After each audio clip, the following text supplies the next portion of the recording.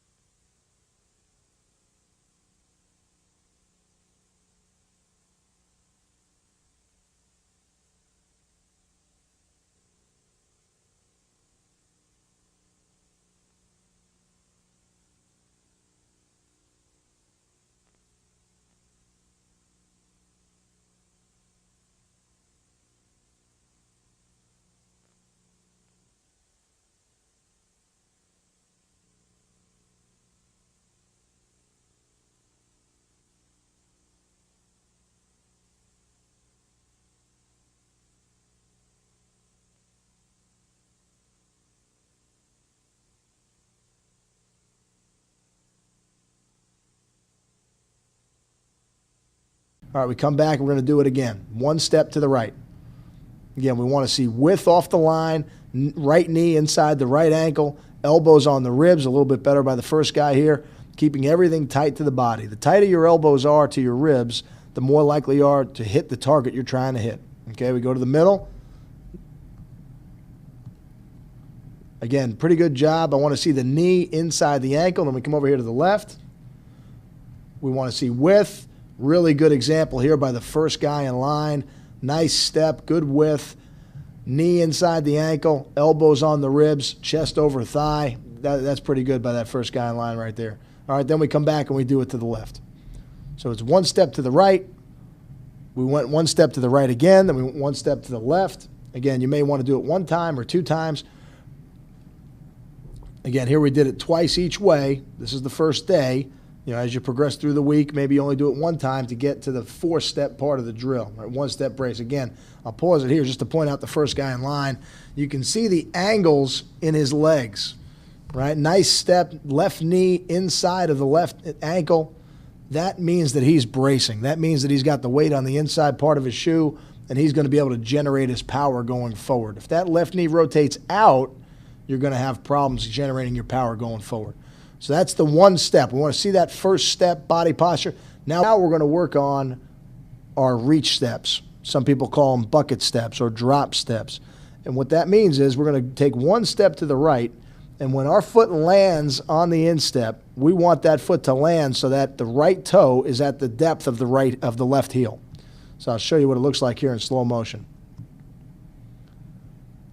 We want to see the foot come off the line and drop toe to heel. This is a way to open up our hips and block a little bit of a wider defender.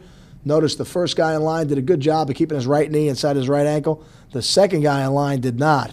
And that is what you're looking for in this drill. You want to make sure that when they land that foot, that they land it with the knee inside the ankle.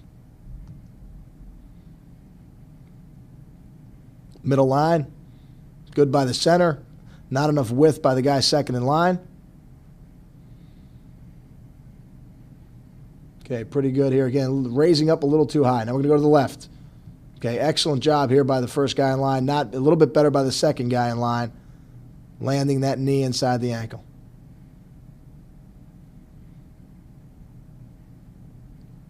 What you're telling the players is to land their instep, but what you're looking for as a coach is to see if the knee stays inside the ankle. And again, I'll bring this one back. Here's a great example. Watch the second guy in line right here. As he lands his foot, his knee goes out.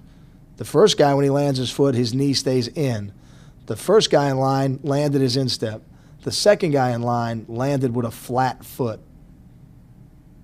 The problem with that is with the second guy in line is that when you land flat-footed, you can't generate your power going forward. Drills leading up to now dealt with the approach and the contact phases of blocking. Now we're going to start working on the follow-through. And here's the first drill we use to train follow-through. It's called fit and walk. We're going to fit our players into the defender. Now when we do that, what we want are feet outside the hips, knees inside the ankles, knees over toes, chest out, butt out. That's the body posture that we're looking for. Again, with our hands are on the defender, elbows tight to the body, thumbs up, and we're going to press forward, walking the defender straight back. When we do this without a shield, it's critical that the guy on defense puts his hands on the offensive player's shoulders. So you notice him driving off both feet, and then he steps. And every step he takes should be heel replaces toe. Everything he does with his body should be in a lifting motion.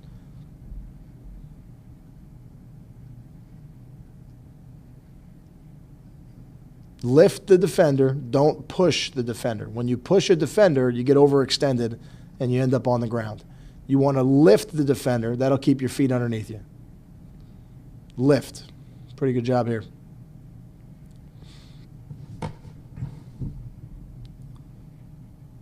Lift the defender up. Nice job there by that last guy, finishing with his hands high. That's good. You're not straightening your arms, you're just lifting like a forklift. Right arm out. When you're doing drills like this, I think that's critical because that gives you your neutral zone. You know, it's tough to train the right habits if the defenders are right up on you and you don't have a neutral zone. So Jeremy sticks his arm out here. That gives you at least a simulation of a neutral zone. Then he's going to get down in his stance, and we'll go through the drive block here. Okay, on our drive block, we're going to take a slight lead step with our right foot. What that means is that step will get width, and it'll be less than heel replaces toe. It is going to be a really short step. Our target is going to be right down the midline of the defender. So I'm going to slow this down right to the first step, and you'll see what Jeremy does here. You see that slight lead with the right foot, pulls his elbows to his ribs, and then as he lands that foot, you see his hands are starting to come forward. So it's a slight lead with the right foot, less than heel replaces toe. The width is whatever amount of width you need to get to the midline of the defender. Now our second step and every step thereafter is heel replaces toe.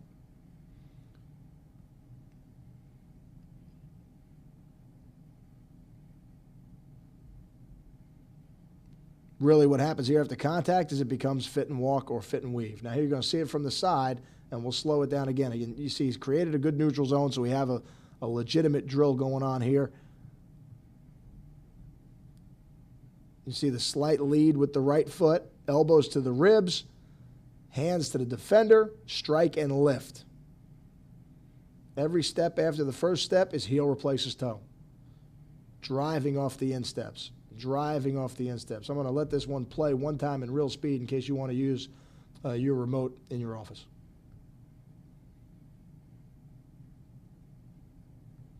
Okay, here's Big Mike. Drive block to the right, same idea. Slight lead with the right foot. Midline target. Elbows to the ribs. Hands strike the defender. Again, the arm should move in a whipping motion. Second step, heel replaces toe. And every step after that is heel replaces toe. Lifting the defender after contact. Here it is from the side. I'll show it to you in slow motion. Lift. I would like to see him squeeze his elbows a little bit more together and continue to lift. Drive block to the left. A little short on the target here. His hat's a little bit inside. You don't want to be inside out on the defender. We'd like to be on the midline. Some people go a little wider than the midline, but we like to be right on the midline for these drive blocks.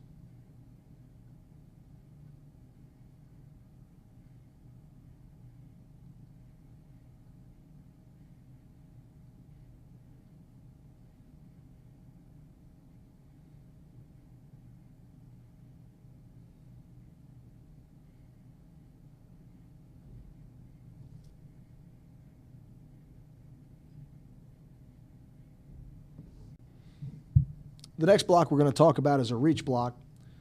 And there are some similarities to the drive block, but I'll tell you what the subtle differences are.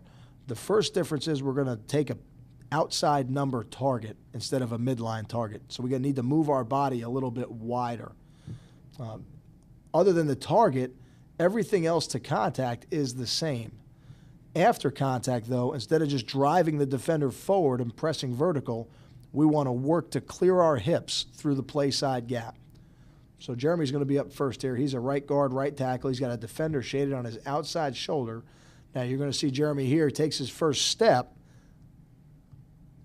Nice job of bracing, right? Now this is our reach step or drop step or bucket step, whatever you call it at your school. But you'll notice it opens his hips up so that he can put his nose or align his nose on the play side number. Now his elbows are on his ribs. His second step should be heel replaces toe.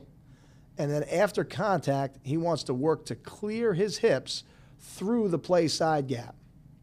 So that's a pretty good job. I'm going to let this one run in real time so you can see it and you can work with it back in your office.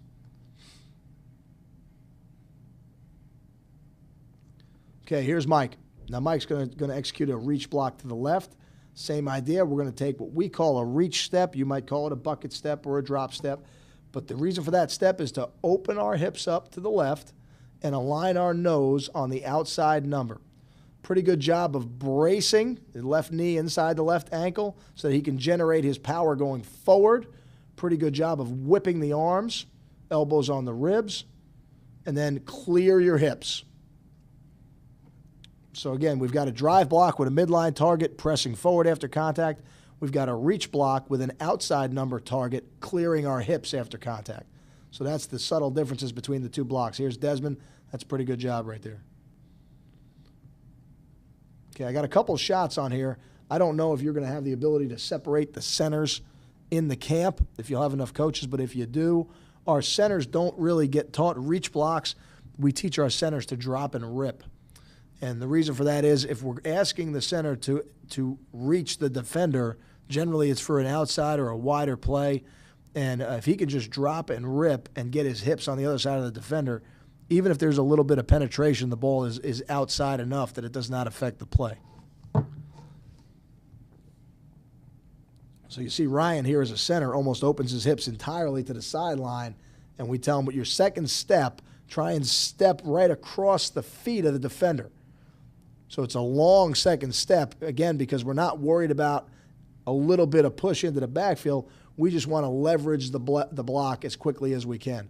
And then if we can get our hips in there, we lean back into the defenders. That's a pretty good job. Hard to simulate. Again, I don't know if you'll have the ability to separate the centers and work with these guys, but it's something we do, so we put it on the tape.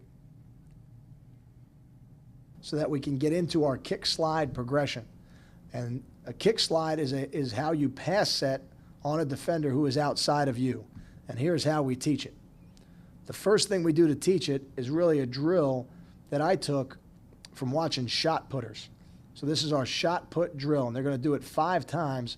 And all I want them to do is to punch their knee forward and then kick back. Punch their knee forward and kick back. The key being, let the kick pull the slide. So you see them here, they're punching their outside foot back and they're sliding on their toe. Let the kick pull the slide. Other phrases that'll help you coach this movement: kick on the toe, slide on the toe. So we want to be sliding on our toe of our inside foot. Let me come back here before we do this drill. And if they're having problems sliding on their toe, tell them to flex their calf. That will force them to slide on their toe. Now, that was the first drill. That's the shot put part of the kick slide progression. The next drill is a stop-start drill. And all I'm telling the players here is go and stop. And they're just going to kick slide for whatever interval of time is between the go and the stop. So here's the first group up. Here we go. Go, stop. Go, stop. Go, stop. You'll notice they're on different levels. The set number 75 is a tackle. He's kicking on a more vertical angle. Now, I don't like the fact that he turned his shoulders. The gentleman inside of him is a left guard. He kicks on a flatter angle because he plays guard. Again, the commands are go and stop. It's just a stop-start drill so that they understand that they have to control their body. Here comes the right side. You can get as many guys working in this drill as you have space.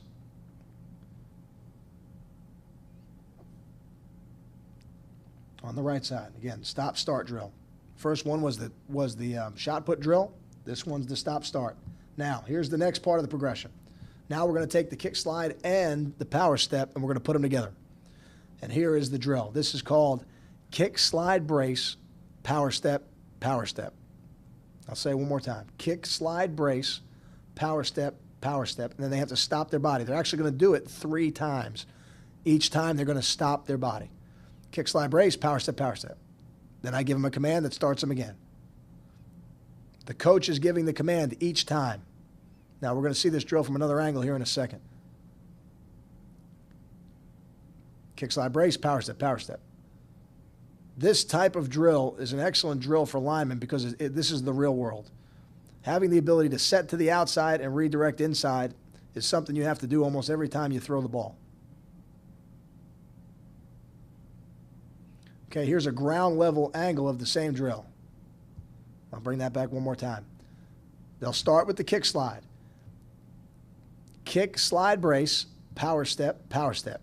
Notice every time they kick and slide, they should be on the toes. Every time they power step, they should be on the instep. So it's kick, slide, brace, power step, then they do it again. Kick, slide, brace, power step, power step. These drills coming up here are follow-through drills. So we'll start with the spin drill. You're going to see this from 2 different angles. Here's one from behind. Starting position, feet outside your hips, knees inside your ankles, knees over toes, chest out, butt out. We've got our hands on the defender. The defender is starting sideways, which is fine. We need to punch whatever surface he gives us. And then as the defender spins, we want to machine gun our hands onto the defender, never losing contact with whatever surface the defender gives us. Your arms and hands should act like shock absorbers work in your car. The next drill you're going to teach is the rip drill. First one is spin, and then here comes the rip. When we're trying to defeat a rip move by a defender, whichever way the defender rips, in this case to our right, we want our near hand to the chest and our far hand to the hip, never crossing the midline of the defender. Pretty good job there by Ryan. Coming back the other way, near hand to the chest. Here we go. Let's start. We're going to do it again. Going to the right, near hand to the chest, far hand to the hip. Defender goes back, near hand to the chest, far hand to the hip. The near hand to the chest is critical to keep the defender from getting even with your hips. The far hand to the hip will flatten out his rush. Here we go again. Same drill from this different angle. Near hand to the chest, far hand to the hip. Going the other way, near hand to the chest, far hand to the hip. I can't stress enough, good job by the defender simulating this, of backing up each time and restarting. Here is combo drill, and the combo drill is a combination of the rip drill, the spin drill, and a little bit of push-pull. You won't get to this drill until the third practice. Here you see Jeremy's fit into his good body posture position, feet outside his hips, knees inside his ankles, knees over toes, chest out, butt out, and then you'll see the drill start here with a push and a pull in whatever direction. It'll go to a rip. Nice job countering the rip. Near hand to the chest, far hand to the hip. Here comes the spin, and then we just continue to rotate through the different moves in any order the defender wants. Here comes Mike, fit into his position. He's got his feet staggered because he's a left guard, left tackle. Here we go. There's the push-pull. Here comes a rip. There's a spin.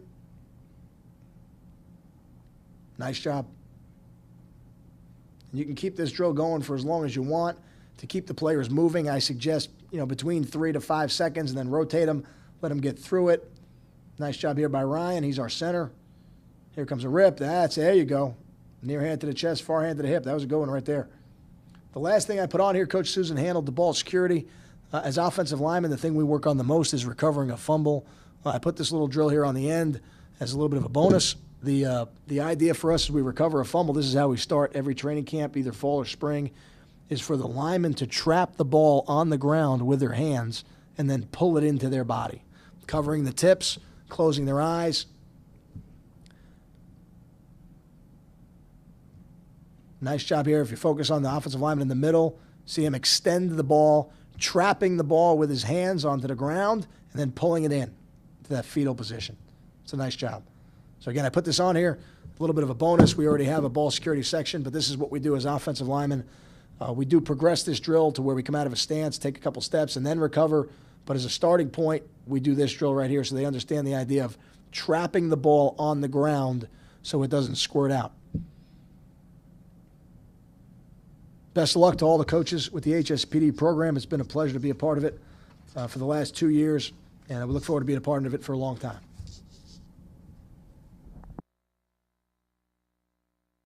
Now, when you're run blocking, you always want to change up, and that's what's good about this position. You can cut block, which I'll show you right here. Say if it's a sweep, the play's going outside, or you just want to change up a little bit and cut the man down. Simply come up. As the ball snapped, he's going to raise up, shoot the head somewhere around between the knee and the thigh area. Always get it up high. And then from here, just roll him up, one way or another. Either this way, throw the head to the other side, and just roll him through this way. He's going to be looking for the ball carrier. You do that a few times, and the rest of the game he's going to be playing patsies because he doesn't want to get his wheels cut. Say you're pulling on a sweep. You don't have to beat a defenseman. Say you got a cornerback sitting out here as you turn the corner. He's a lot smaller. He's going to try to avoid you. And the thing is, don't miss him. You want to use something which is known as a cross-body block. Simply go out, lay out one way or another. He's going to be coming up. Just throw your body across. Catch him with your hips. Instead of having only this much area to block with if you go straight ahead, now you enlarge your body, and you're talking a 6-7 foot area that he has to get around you. Simply throw your body across him, and again, just roll him up. Be careful, don't try to hook him, or they'll throw the yellow hanky on you, that's for sure. Just get him out in the open field. He's going to try to avoid you. He's going to try to make the tackle. Get out there, lay across him, and simply roll him up. You don't want to miss. A couple things I'm going to point out. Foot on a 45-degree angle. Knee on a 45. Femur coming up on a 45. But his hips are square. Notice, the hips are not turned. That's a little dramatic. But here, the hips aren't turned. The knee is in on a 45, coming out, 45, 45. Let me explain the significance of that. Because sometimes you play, even in your stance, Kyle, you play straight ahead. You play the neutral stance. Here's the problem. You ever see a bike? You got a bike? When you put the kickstand down, what does the kickstand do? Pulls the bike up, right? Well, where does the kickstand go? Does the kickstand come down like this, or does it come down like this? On a 45. So when my kickstand comes down, my body is my bike. When I want my kickstand to balance me out, I don't want my kickstand to be here. I want my kickstand to be here and my hips to be here. Now I can sink. Now I can unlock my hips. But if I'm here and I'm here, I'm fighting myself to get out of my stance. Simply that right here has opened my hips up. Now I can engage my posterior. Now I can engage my groin. Now I can play football the way it's supposed to be played. Versus being here in a neutral stance and everything being shifted as far as your weight to the backside. I know a lot of coaches tell guys, you want to play as if you're sitting in a chair. That is somewhat accurate, but more so misleading. What angle can't you play football in? 90. You cannot play football here. Can't be done. Please, sir, get in 90 degrees. Face this way, face me. All I have to do is this. Can't do it. Raise your butt up about 10 degrees. Voila! Magic. Easy.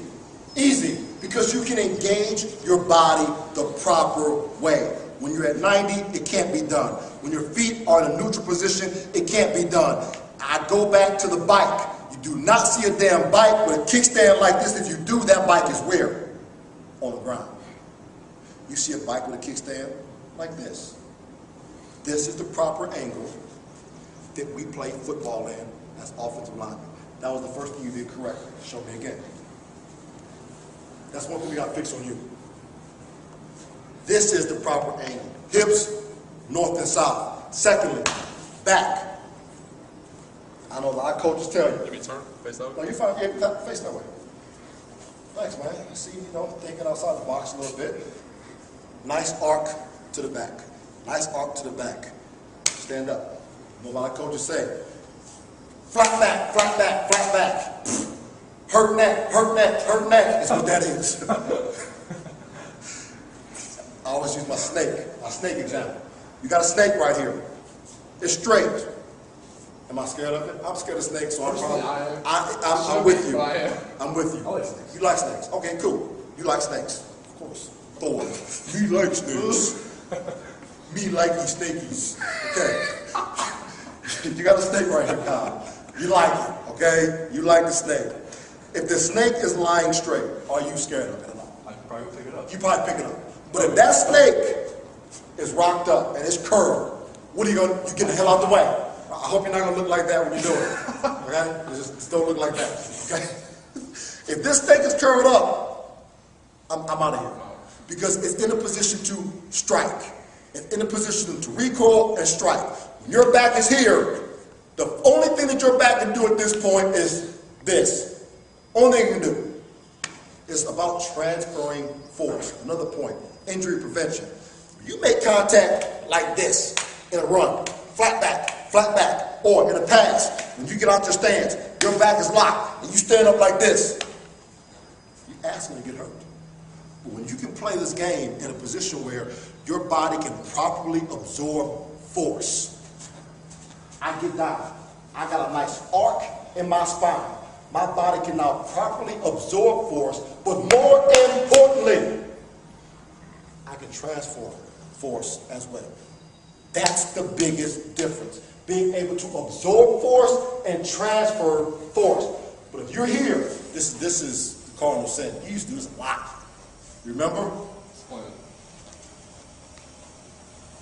So, hump, the god-awful hump, ass tucked underneath you. You can't play football like that.